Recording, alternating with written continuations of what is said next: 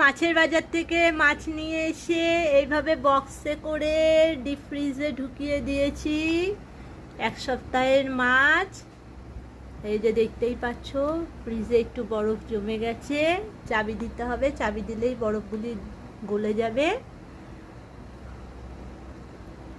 আর এই আজকে রান্না করব, আর ডিপ ফ্রিজে ঢুকাইনি, এই মাছ আলাদাভাবে সরিয়ে রেখেছি, এটা আজকে রান্না হবে। কাল আমার বর সবজি বাজার করে নিয়ে এসেছিল,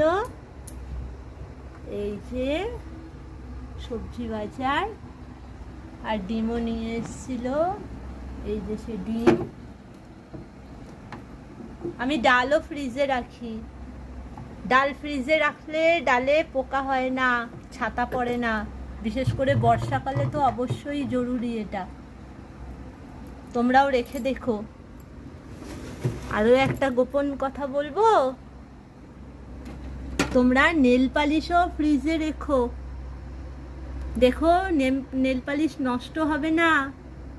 নেল পালিশ, রিমুভার, লিপস্টিক এসবও ফ্রিজে রেখো, দেখো একদম নষ্ট হবে না, জমাট বাঁধবে না, বছরের পর বছর ভালো থাকে। এই টিপসটা অ্যাপ্লাই করে দেখো, কাজে লাগবে।